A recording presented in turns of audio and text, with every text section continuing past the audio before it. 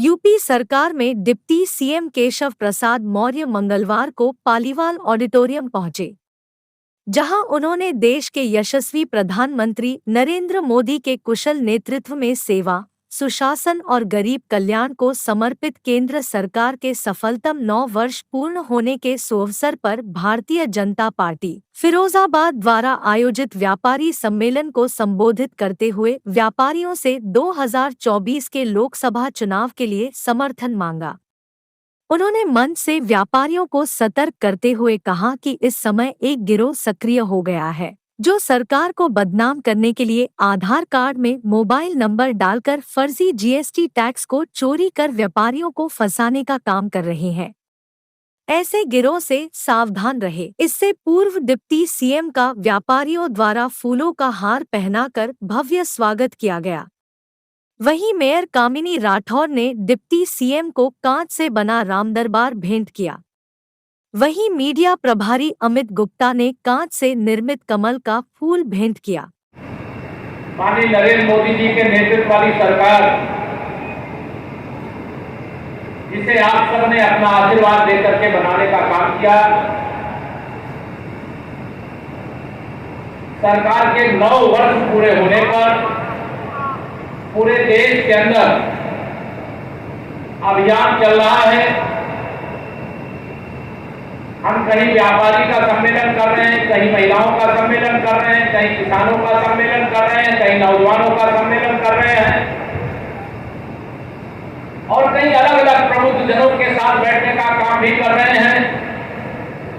आज उसी क्रम में आप सबके बीच में भारतीय जनता पार्टी के कार्यकर्ता के नाते यह कहने के लिए आया हूं कि 2023 में तो आपने कमल खिला दिया, इसका मैं अभिनंदन करता हूं, लेकिन सबसे बड़ा अभिनंदन तो 2024 में कमल खिलाने का काम आप सब लोगों को करना है। वह अभिनंदन के तैयारी में हम सब लोग बैठे हैं। अब ये क्यों आपको लगेगा कि माननीय नरेंद्र मोदी जी के नेतृत्व में जब देश की सरकार बनी, तो अगर मैं आप सब लोगों के बीच में पहले कुछ समीक्षाएं, जैसे मुझे विज्ञापन के माध्यम से हमें अलग अलग संगठनों ने यहाँ पर दिया है, उत्तर उद्योग व्यापार प्रतिनिधिमंडल उत्तर प्रदेश और उत्तर प्रदेश व्यापार मंडल, भारतीय उद्योग व्यापार मंडल, ऐसा करके हमें जो ज्ञापन आप लोगों ने दिया है, उस ज्ञापन के अंदर जो बहुत सारी बातें कही है, उस बात के बारे में मैं थोड़ी सी चर्चा करके अपनी बात को आगे बढ़ाऊंगा। मुझे विडल की बात कही सही है ये। पहला तो मैं आप सबको आश्वस्त करना चाहता हूं कि कोई जीएसटी से जुड़ा हुआ अधिकारी किसी व्यापारी का उत्पीड़न करेगा या बर्दाश्त नहीं किया जाएगा। लेकिन एक जानकारी मैं आप सबके साथ शेयर करना चाहता हूं, जिसे जानना और जान करके उस पर अपना पूरा सहयोग प्रदान करना, या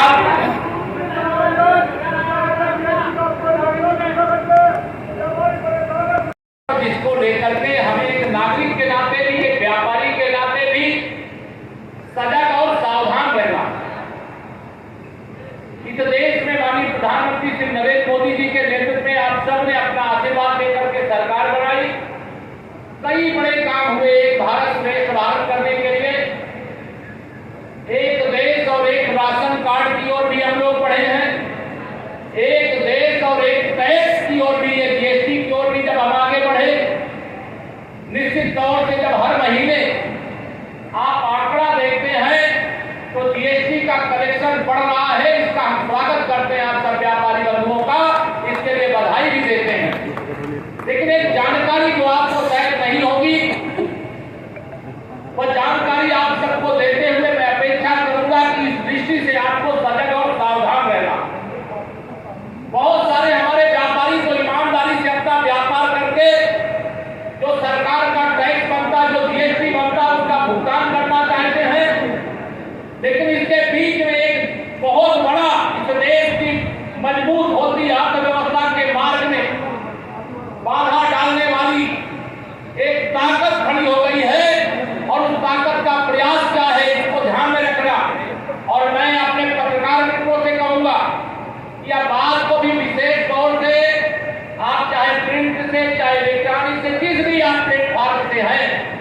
जन जन तक पहुंचाने में सरकार की मदद भी करिएगा।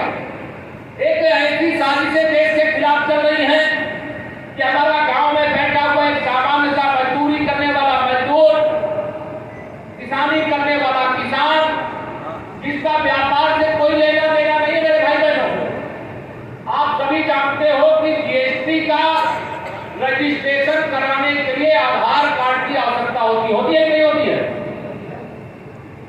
एक इस प्रकार की साजिश रची जा रही है कि जो गांव में बैठा हुआ व्यक्ति है, जिसे कुछ नहीं मालूम, उसके पास इस प्रकार का बैंक जाता है, उनके आधार कार्ड को लेकर के आधार कार्ड के सेंटर पे जाता है। पुलिस के अधिकारी भी इसको जांच करेंगे, इसको सुनेंगे, नोट करेंगे, यहाँ प्रशासन के अधिकारी भी नोट करेंगे, जीएसटी वाले भी नोट करेंगे, और एक साधारण व्यक्ति को आधार कार्ड के सेंटर पे लाते हैं और पहले से जो उसका मोबाइल नंबर है, बहुत योजनाबद्ध तरीके से उसके मोबाइल नंबर को उसमें से गायब करके साजिश करने वाले उस डलवा देते हैं।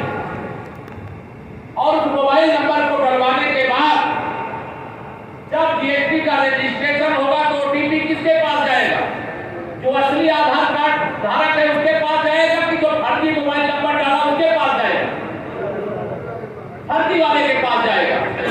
तो ये जो फर्जी मोबाइल नंबर डाल करके इस प्रकार की साजिश कर रहे हैं, ये पूरे प्रदेश में, पूरे देश में एक क्या समस्या हो गई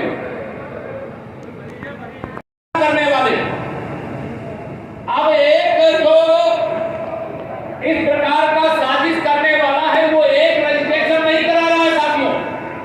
आप तो ईमानदारी से टैक्स दे रहे हो, लेकिन वो फर्जी जीएसटी का रजिस्ट्रेशन करा करके इस देश के अंदर, प्रदेश के अंदर और फिरोजाबाद के अंदर भी ऐसे लोग होंगे। तो ये नहीं कह रहा कि हमारा व्यापारी ईमानदार है, वो इस प्रकार की साजिश का हिस्सा नहीं बनता है, लेकिन जो साजिश करने वाले हैं उनके प्रति मैं सजग और सावधान करता हूं कि इसको लेकर के जो उसका वो बेनिफिट लेने वाले हैं, बीच में बैठे हुए कहीं एक दिन जनरेट करते हैं, कोई कारखाना नहीं, कोई रास्ता नहीं, कोई व्यवस्था नहीं, और वहां ले जाकर के ऐसे जगह पहुंचाते हैं जहां नहीं पहुंचना चाहिए। मैं आप सब लोगों को जीएसटी के मामले में आपका उत्पीड़न तो होने नहीं देंगे, ये भरोसा दिलाते हुए जो इस प्रकार की साजिश कर रहे हैं उनको छोड़ेंगे भी नहीं। यह फिरोजाबाद की धरती से बता भी आप सबको रहे हैं।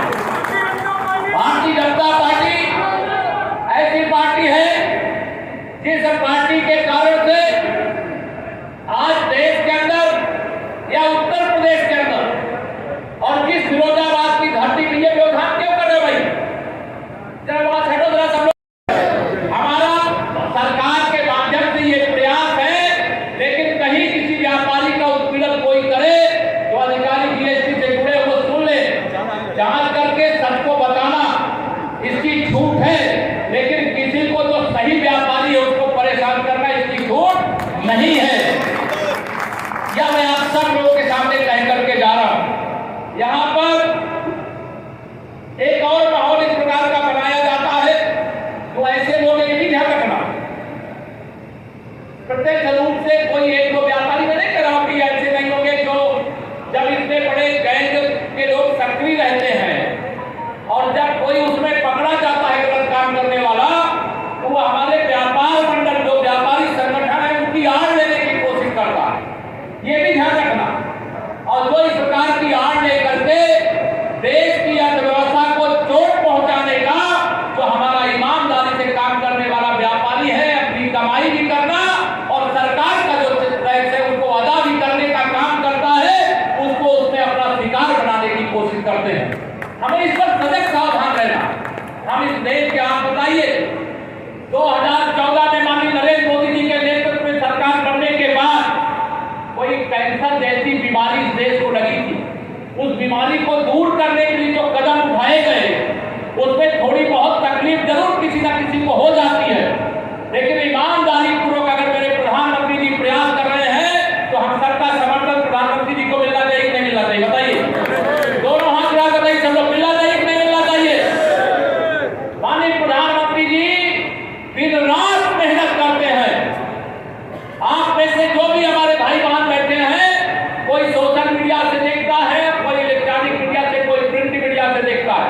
कभी मेरे प्रधानमंत्री जी को कभी छुट्टी में लेकर के आराम करते हुए सुना है क्या? जब से देश के प्रधानमंत्री बने सुना है क्या आपने? वो अपना एक एक पल अगर खपाते हैं तो भारत माता की सेवा के लिए, भारत के एक एक नागरिक के लिए और भारत की प्रतिष्ठा को पूरी दुनिया में स्थापित करने के लिए। और आज जब इस प्रकार की जब जीएसटी लागू हुआ, थोड़ी समस्याएं हुई। अब जीएसटी लागू होने के बाद सही दिशा में जीएसटी का कलेक्शन होने लगा, तो उस कलेक्शन के बाद इस प्रकार का गिरोह सक्रिय हो गया। जब भी कोई चुनाव आएगा, उस चुनाव के समय अब लोकसभा 2024 का जब तक योगी आदित्यनाथ जी के नेतृत्व वाली सरकार के माध्यम से भाजपा का कमल के फूल की सरकार है, और इस सरकार की तरफ से आश्वस्त करना चाहता हूं, हम न गलत सोचते हैं, न गलत करते हैं और न गलत करने देते हैं। इसके कारण से बहुत सारे विरोधी चिल्लाए हुए, बौखलाए हुए, उनको लग रहा है कि अभी 2024 के लोकसभा चुनाव में तो फिर मोदी जी आ रहे कि नहीं? बताओ, दोनों हाथ उठा करके, दोनों हाथ उठा के बताओ, सरकार के लोग हाथ नहीं उठाए थे। फिर मोदी जी आ रहे, प्रचंड बहुमत से आ रहे हैं। और इस बार हम लोगों ने कहा है कि उत्तर प्रदेश में लोकसभा की 80 सीटें हैं और उन 80 सीटों में से हम लोग केवल 80 सीटें जीतना चाहते हैं। तैयार हो इसके लिए? देश में 340 सीटें 2019 में जीते थे। सपा, बसपा, कांग्रेस और उधर राष्ट्रीय लोकदल, यह सब गठबंधन कर दिए थे कि मोदी जी को प्रधानमंत्री। मुझे भी सरकार नहीं पता नहीं क्या होगा, फिरोजाबाद हम लोग जीतेंगे कि नहीं जीतेंगे। लेकिन जब मैं यहाँ लोकसभा 2019 का प्रचार करने के लिए आया और मैं एक सभा को संबोधित कर रहा, तो इतनी भीड़, इतना उत्साह, मैं जाकर के बताया माननीय अमित शाह जी को, मैंने कहा फिरोजाबाद में कमल का फूल खिलने से कोई रोक नहीं सकता, वहां की जनता कमल खिलाने का ठान चुकी है। और आप सब ने वो करके दिखाया और फिरोजाबाद से यादव जी को यहाँ से अपना लोकप्रिय सांसद बना करके माननीय मोदी जी की सेना को मजबूत कराने का काम किया। मैं आप सभी लोगों से आज यहाँ पर बिजली के विभाग के भी कुछ कर्मचारियों की शिकायतें मेरे पास आई, मैं उसके लिए लखनऊ से स्पेशल टीम भेजूंगा। इस बात के लिए भेजूंगा कि मेरे व्यापारी बिजली का कनेक्शन कोई गलत चला रहा है, उसकी जांच करिए, उसका पता करिए, लेकिन रिश्वत लेकर के अगर कोई गड़बड़ करने का काम करेगा तो उसको बख्शेंगे नहीं। यह भी आपको बताना है। हमारा लक्ष्य जहां सर्वाधिक लाइन लॉस है, जहां सर्वाधिक बिजली चोरी होती है, उन क्षेत्रों की जरूरत पड़े तो भारी भरकम पुलिस की व्यवस्था करके वहां पर जांच करिए और लाइन लॉस को खत्म करिए। इसके हम समर्थन, हमारी सरकार इसकी समर्थन। हम उत्तर प्रदेश में 75 जिले हैं और सभी 75 जिलों में आज बिजली, फिरोजाबाद में नहीं जानता, कभी सपा का गढ़ हुआ करता था तो हो सकता उस समय भी बिजली आती रही, आती नहीं, पहले बिजली आती नहीं थी, लेकिन भाजपा की सरकार है, बिजली जाती रही है। ये जो बीच में बीमारी है ना मेरे उपभोक्ताओं को, व्यापारियों को परेशान करने वाली, इसको भी ठीक कर देंगे, आप भरोसा रखना। इसको लेकर के भी चिंतित मत होना। भारतीय जनता पार्टी की सरकार का मतलब भ्रष्टाचार मुक्त भारत, भारतीय जनता पार्टी की सरकार का मतलब भ्रष्टाचार मुक्त उत्तर प्रदेश, भारतीय जनता पार्टी की सरकार का मतलब भ्रष्टाचार मुक्त फिरोजाबाद, भारतीय जनता पार्टी की सरकार का मतलब व्यापारियों का शोषण नहीं, व्यापारियों की सुरक्षा है। और व्यापारियों की ही नहीं मेरे भाई बहनों, ये कमल का फूल तो उत्तर प्रदेश के 25 करोड़ जनता जनार्दन का सुरक्षा कवच है। जिस कवच को आपने खिलाया, अभी नगर निगम का चुनाव हुआ, 17 नगर निगम उत्तर प्रदेश में, मैं जहां पर भी जाता था संयुक्त में चुनाव प्रचार में, यहां पर नहीं आ पाया था, लेकिन मैंने एक नारा लगा दिया कि हमारे ऊपर विरोधी कहते हैं कि तो भाजपा जो है नगरों वाली, शहरों वाली पार्टी है। मैं पहले 100 में 60 हमारा है, 40 में बंटवारा है, ये नारा लगाता था। लेकिन नगर निगम के चुनाव मैंने नारा लगाया था 100 में से 75% वोट हमारा है, 6 जून है। और हो सकता है अगले जब 6 जून को हम में से आपकी भेंट होगी तो माननीय नरेंद्र मोदी फिर हिंदुस्तान के प्रधानमंत्री के रूप में देश की बात को संभालने का काम कर रहे हैं। लेकिन इस बीच अनेक प्रकार के दुष्प्रचार करने का काम किया जाएगा। अभी एक कांग्रेस के पूर्व राष्ट्रीय अध्यक्ष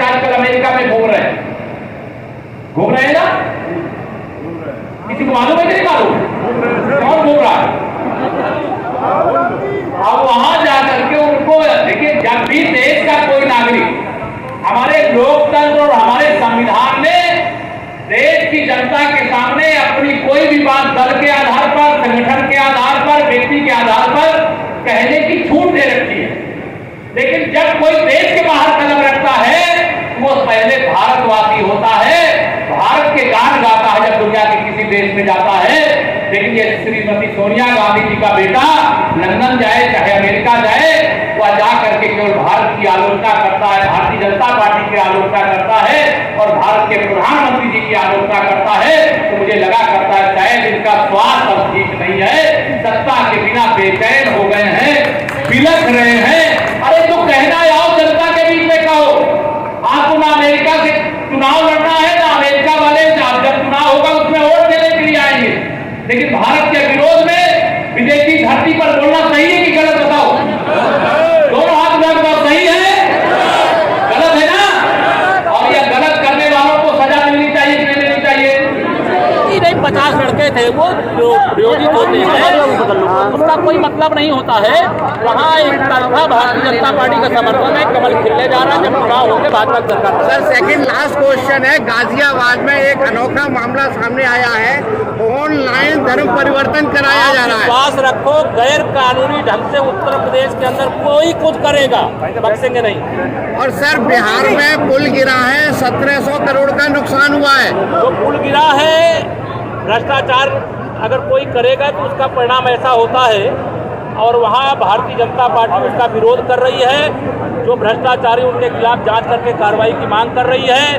तो ये पुल नहीं गिरा है, ये जो पुल बना रहे थे माननीय मोदी जी के खिलाफ तथा कथित विपक्ष की एकता का, वो पुल ढह गया। सर मेरा अंतिम प्रश्न है, आपने व्यापारी सम्मेलन किया है, 4 दिन पहले एक व्यापारी को मारा है, उसकी FIR तक दर्ज नहीं है, उसको उत्तर प्रदेश के मंत्रियों का संरक्षण प्राप्त है। आप उसमें 307 दर्ज है, मुझे अभी कप्तान ने बताया, शाम तक कार्रवाई करके रिपोर्ट देने का निर्देश दिया।